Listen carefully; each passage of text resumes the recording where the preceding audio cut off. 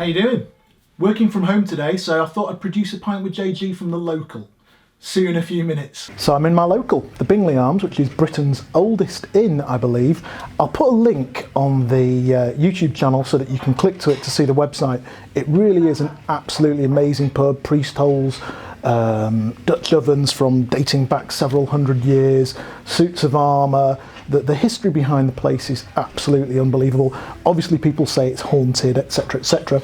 I'm drinking today a pint of Tetley's. Now, I've been all over, you've seen 7, 8 episodes of A Pint with JG so far. I'm going to be honest with you, this is where it's at. Taste of North, taste of Yorkshire, doesn't get any better. One of the things that we find the most difficult about bringing people into our own business is one of the key fundamental skills that we surprisingly have to teach new consultants, which is to help them understand the depths to which individual clients and candidates will lie to them. It's the basic truth of the human condition that everybody lies.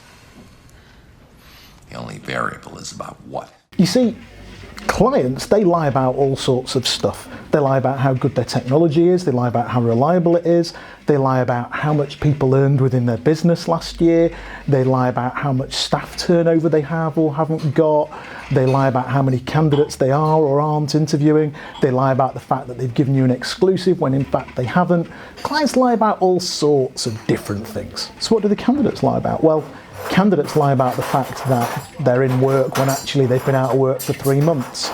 They lie about the fact that their car broke down when it didn't, when they should have been at an interview. They lie about the fact that they're on more money than they actually are, so that they think that we'll then position them in a different place in the market. They lie about how much money they earn when actually they can't produce the P60s to back it up. They lie about all sorts of different things. The funny thing is, we're actually really cool with all of it.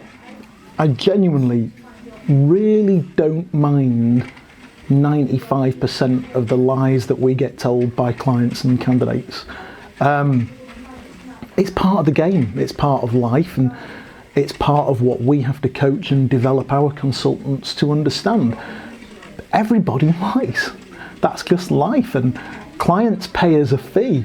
They pay us a big fee to see through the candidate's lies and make sure that we accurately understand the situation. And candidates work with us because actually they know that we'll see through the bullshit that clients sometimes spin us and try and represent the job in the most realistic light that we possibly can. And those of you who've worked with Inward Revenue, you'll know within our business we have a tendency to understate a lot of stuff. It's very rare that we get very excited. So I'm cool with that. I'm really cool with that. So at what point on the liar pants on fire scale do I draw my line? That's the real question. Because everybody's got a line they've got to draw somewhere. And I'll tell you exactly where. I'm sure I could write a 10,000 word ethics thesis on this very subject. And I would imagine that if I went to any of the organisations that we deal with, as organisations or as candidates that we work with, everybody faces these similar moral dilemmas at any given point in time. For me, there is one, and that is a candidate missing jobs off his CV. That, for me, is the line. So let me give you an example of what I mean. Candidate X goes to job Y. After 8 weeks, it doesn't work out. It's been a bad move. So he quickly and rapidly cuts his losses and leaves, goes back, registers with another recruiter, and he misses the job off his CV.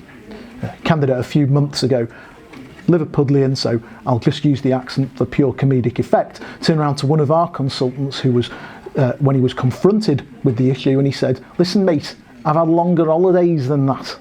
And he decided that that job had never existed, that period of his employment had never existed. Sometimes it's 8 weeks, sometimes it's 16 weeks, sometimes it's 32 weeks, sometimes it's a year. People miss a job off their CV, and you see all sorts of different ways in which people do it. They'll elongate a period of employment at one company to backfill the period of time that they weren't there, or they'll increase and invent a job elsewhere in order to, in reality, fabricate their CVs. The favourite scenario for me in which I see this happening, and the one where I tend to laugh my head off the most, is usually where a candidate's missed a job off his CV several years ago, but I know that job exists, and either me or one of the guys is sitting in an interview with this particular individual, and they've actually forgotten that they worked there for that period of time. It's almost as if the men in black have turned up and used that eraser brain thing to completely remove the memory. It's like it never existed. I just find that unbelievable.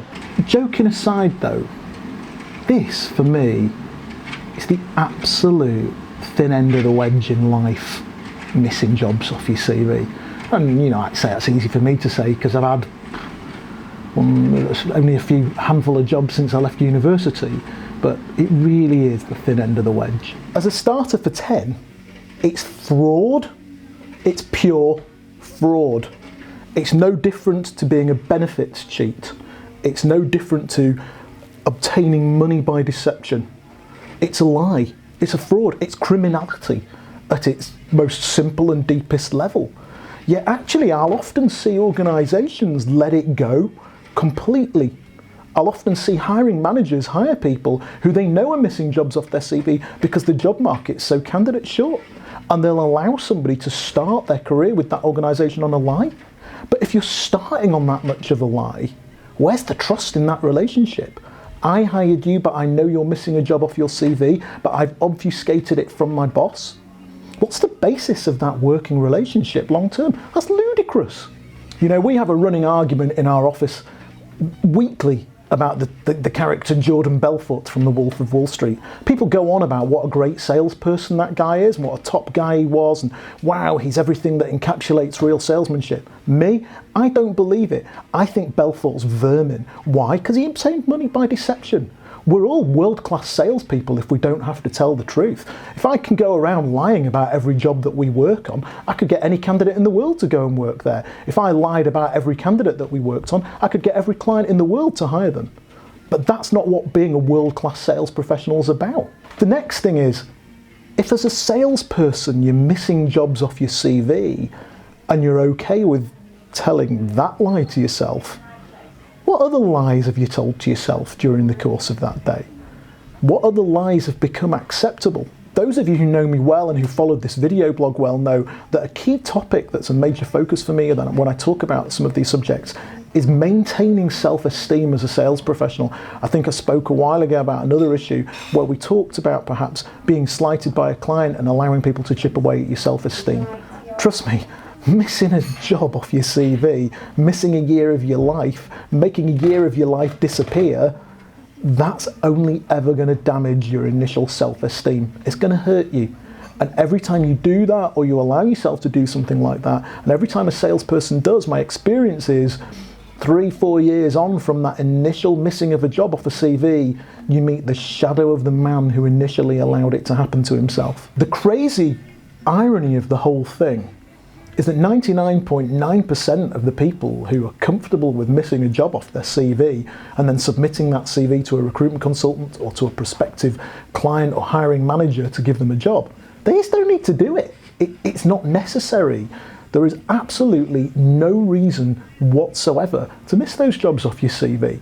A good recruitment consultant should, in reality, be able to talk with the client through the reasons why you left the job, and you as a good sales professional should be able to do so too. The thing is, if you maintain some dignity and some nobility about the fact that you've made a bad move and you front it, you're honest about it, and you tell the truth about it, hell, it might even be worth admitting occasionally, actually, I went to job X or I went to job Y and I grossly underperformed.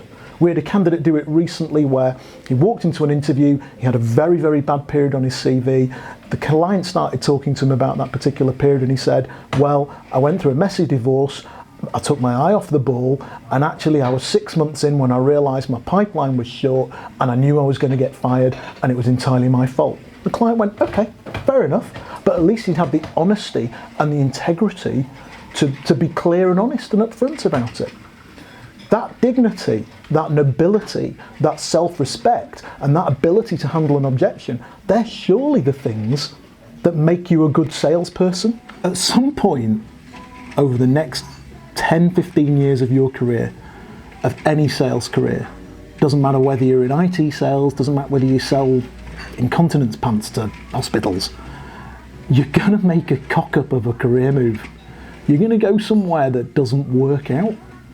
And I'm here to tell you today, you do not need to turn into dynamo to try and magic that career move away. It's just not as bad as that. You'll need your dignity, you'll need your self-esteem, and you'll need your honesty and your integrity and your self-respect a lot more than you're ever going to need to miss a job off your CV. There's just absolutely no need to do it. So that's me from the Bingley Arms. Best pub in the world, one of the oldest in England, if not the oldest in England. Drinking a pint of Tetley's doesn't get any better. I could shoot 200 pints with JG. It isn't going to get better than a pint of Tetley's in this here Bingley Arms in Bardsey. So I'll see you all next month. Thanks for listening.